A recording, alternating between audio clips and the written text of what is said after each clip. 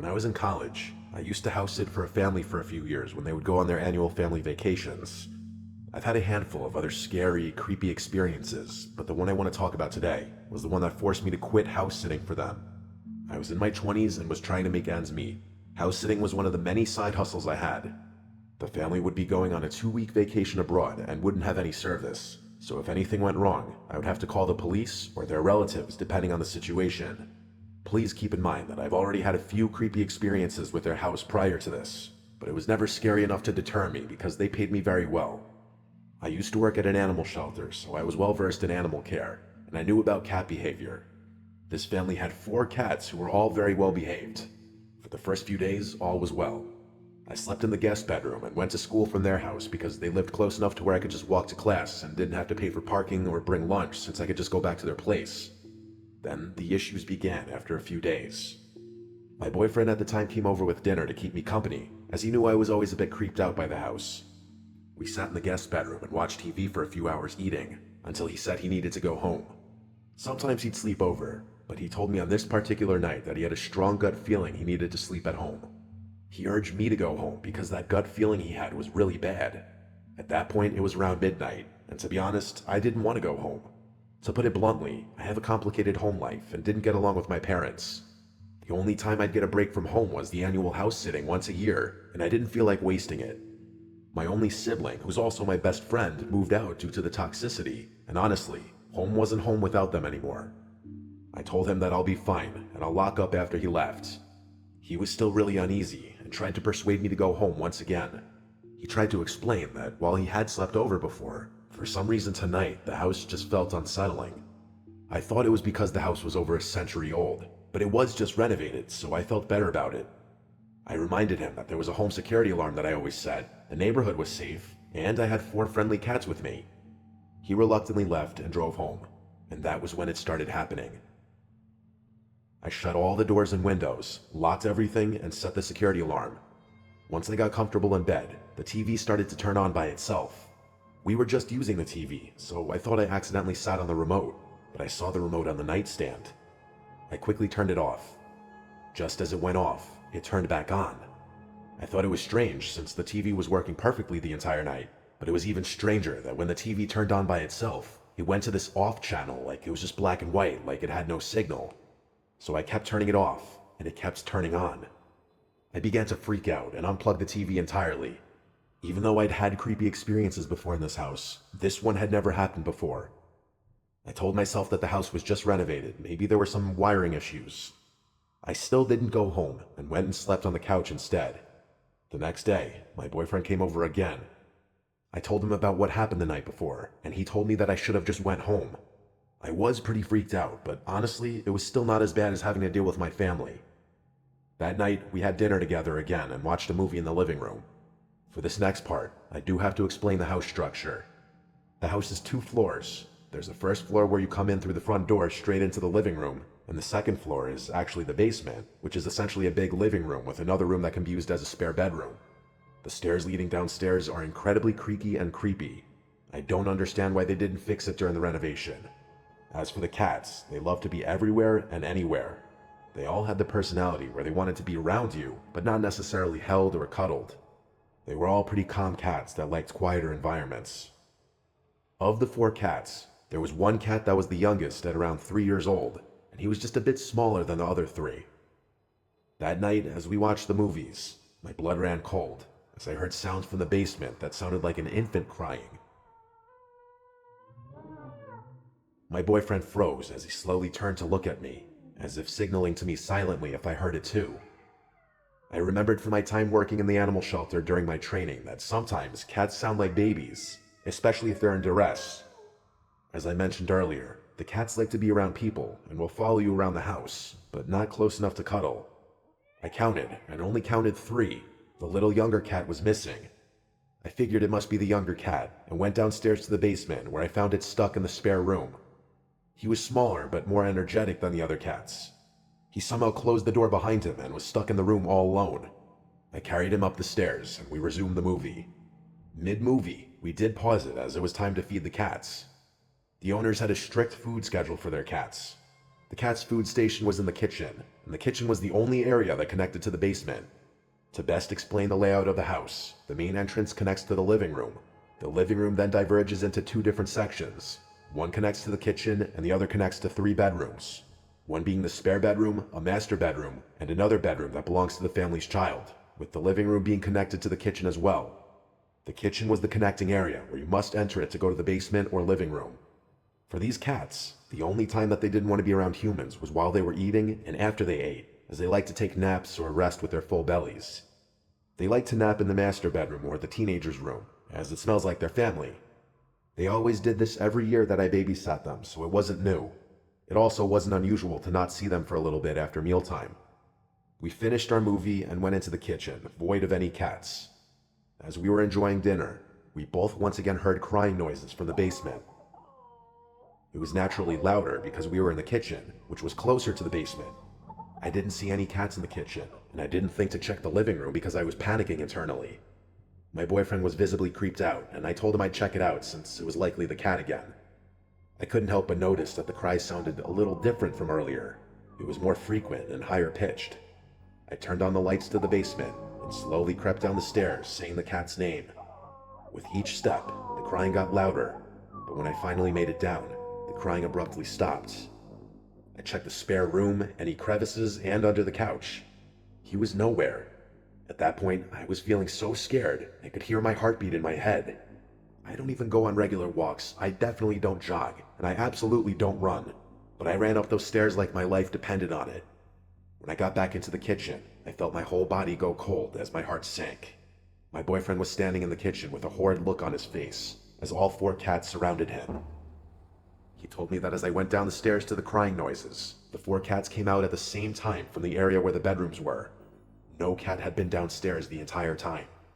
I immediately and silently packed up my items, jammed it into my backpack, and we both left the house. For the remaining week, I would only return to the house once a day to clean the litter box and feed them. I know I was going against their eating schedule, but at that point, I really didn't care. After the last day, I locked up, dropped the keys into their hiding spot, thanked them for the opportunity, but that it was my last time, and I never returned. I hated that house, and looking back, the experiences I had each year seemed like it was escalating. I should have stopped much sooner.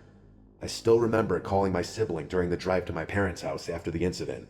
I felt even worse when they revealed that they also had their own experience in that house, and kept it away from me because they knew I was trying to save money to move out, and they didn't want to scare me.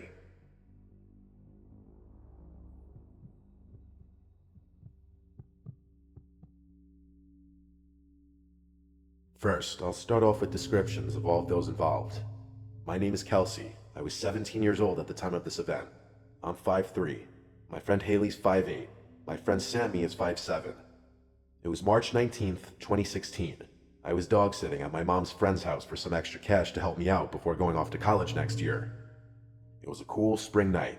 The people I was dog sitting for have a super cool sunroom where my friends and I like to smoke, so I decided to invite two of my other friends over to spend the night and make this whole dog sitting thing more fun. Haley and Sammy were a little older, with Haley being 23 and Sammy being 22. They brought over some vodka for us to drink. We hung out for a couple hours, drinking, smoking, laughing, and catching up. Then we start to get a bunch of phone calls. Now normally this would not be weird, except for the fact that the phone was supposed to be disconnected.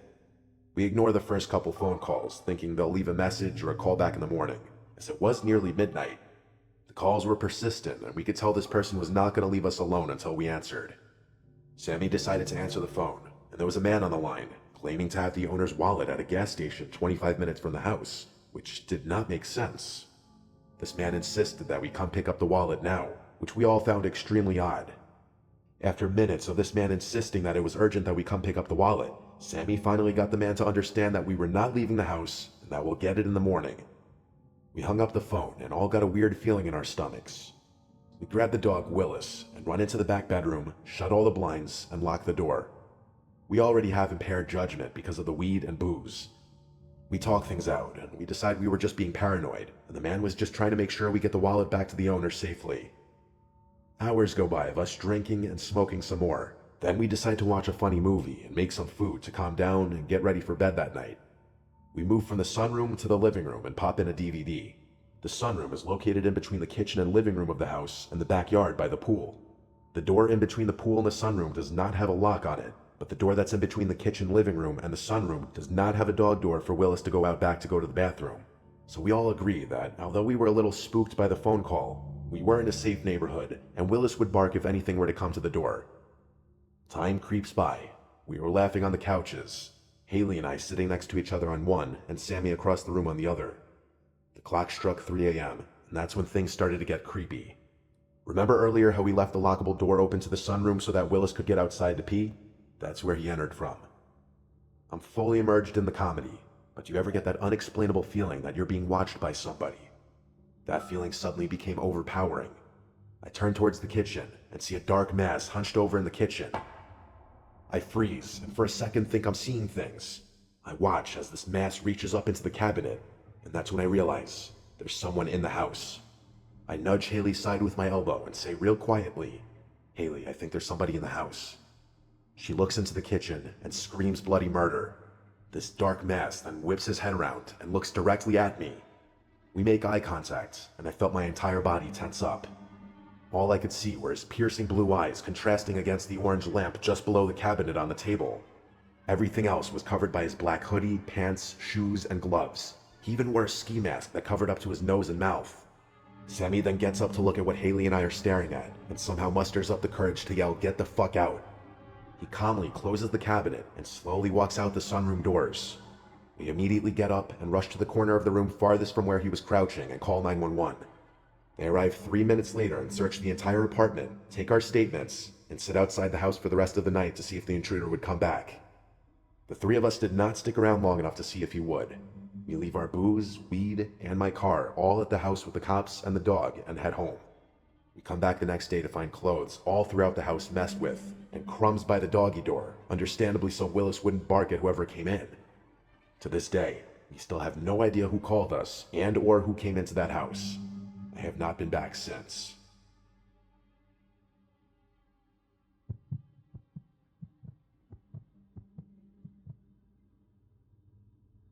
I'm 28 years old. I've been an animal lover ever since I was a child, which led to me pursuing a career path that had to do with animals. I'm a veterinary assistant, but for a while I also had a little side gig in which I'd offer to house sit animals for people going away on vacation and such. This ranged from cats to dogs to birds. I had actually house sat entire weekends a few times for people who presumably didn't have any family available to watch them. Being a young female who also already works at a veterinary hospital, most people weren't intimidated by the idea of me staying in their house while they're gone. I wasn't just some random person off the street. My credentials were all over the internet. I got a response to my ad one day from a man named Jeremy seeking my services. He had a 20-something-year-old macaw and a cat that he needed to have watched for a weekend while he went away. He brought up a price right away and offered me $300 for the entire weekend. I accepted that offer because that was a fair deal. I have experience dealing with birds of all types, including macaws, but this would be my first time I'd ever watched one for an entire weekend. I met Jeremy at his house. It was a basic, normal corner house for the neighborhood. He was a short man in his late 50s if I had to guess. He had graying hair and a graying mustache. He seemed very friendly. In my experience, most animal lovers are. After meeting Jeremy, I met his bird Ringo and his cat Casper. Ringo was huge. I've handled macaws in the past, which I assumed was part of the reason Jeremy hired me. He told me about Ringo's personality and quirks and how to get him to quiet down if he makes noises. Ringo kept saying "Daddy's home" as Jeremy would handle him. He laughed and said that's what he says when he sees him. Ringo said a few other phrases along with that, all of them 2 or 3 word phrases. After showing me how to clean the cage and everything like that, he showed me the rest of the house and told me how often to feed Casper. He asked that I don't go into any other bedrooms upstairs besides the guest bedroom where I'd be sleeping, which was understandable. There was a bathroom upstairs right next to the bedroom, and he told me I could help myself to his food. However, I'm a vegan, so I brought my own food for the weekend. After all of this, and him getting to know me a bit, he gave me the key to the house and left. I watched through the window as he drove off, and I was left alone with Ringo and Casper. It was already late in the day at this point, like 8 p.m. It was dark out, so there wasn't much left to do that night. Casper was already fed, and Jeremy already left enough food in Ringo's cage for the night. The cage was in the living room in the center of the house, right next to the TV. So I turned on the TV and plopped down on the couch. Casper was hiding somewhere in the house out of sight. Ringo was just sitting in the cage watching me. After a couple of hours of watching TV and eating my little dinner, I went to bed. No reason to stay up super late. I slept with the bedroom door open, and I woke up in the middle of the night to a sound. The best way I could describe it was two loud cracking sounds.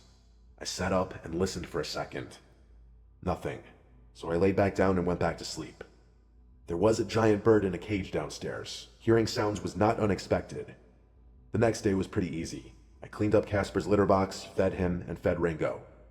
I let Ringo out to play for a couple of hours. He perched on the back of the couch behind me as I watched TV. Jeremy told me that Casper and Ringo typically ignore each other, so I wouldn't have to worry about one attacking the other. Fast forward a few hours, and I left the house to go explore the area a little bit. I went for a walk in the park and FaceTimed a couple of my friends. I did a little driving around too, and picked up some food for dinner that night before returning to the house. It was around 7 o'clock when I returned. I interacted with the pets for a couple of hours as I ate my dinner and watched TV. Jeremy was supposed to be returning home late tomorrow. I called it a night early again. I went to sleep with the door open again. However, once again, I woke up to a sound. This time, I believe it was the sound of the bedroom door closing. I looked up and saw that the bedroom door was now closed.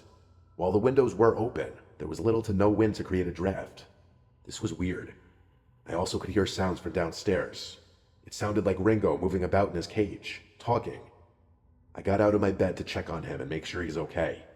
As I was walking down the stairs, I heard him talking more clearly. I got to the cage and saw he was wide awake and walking around. I remember what Jeremy told me to do to get him to quiet down, hand him a particular treat. I dug into the bag to grab one, but then he said the phrase, "Daddy's home." I found that odd and slightly unsettling. I put a treat in front of Ringo's face and he grabbed it. This ultimately did end up getting him to stop making noise, but it still felt weird that he'd wake up in the middle of the night. I went back to the bedroom and left the door open.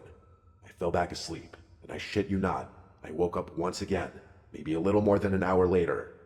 This time I didn't hear what woke me up, but I looked up in the room in a daze, and in the near pitch black darkness of the room, I saw a black mass in the center of the room, moving away from the bed and out the door. I sat up and almost screamed until I fully came to. I now had to wonder if what I just saw was a hallucination or not. I grabbed my phone to turn on the flashlight, but on the screen, I saw I had gotten a text from Jeremy around an hour ago. It was him telling me that if Ringo makes noises in the middle of the night, it's normal and to ignore it. I stared at my screen, rereading the text at least 10 times. That text was sent conveniently around the same time I got up to give Ringo a treat. I felt ill all of a sudden. That black mass in the room I just saw. What if that were real? What if it wasn't a hallucination? I got out of bed and turned on the lamp. I started packing my bag as quickly as possible. I didn't bring many clothes, so I was packed very quickly. I quietly went to the bathroom next to grab all my toiletries quick.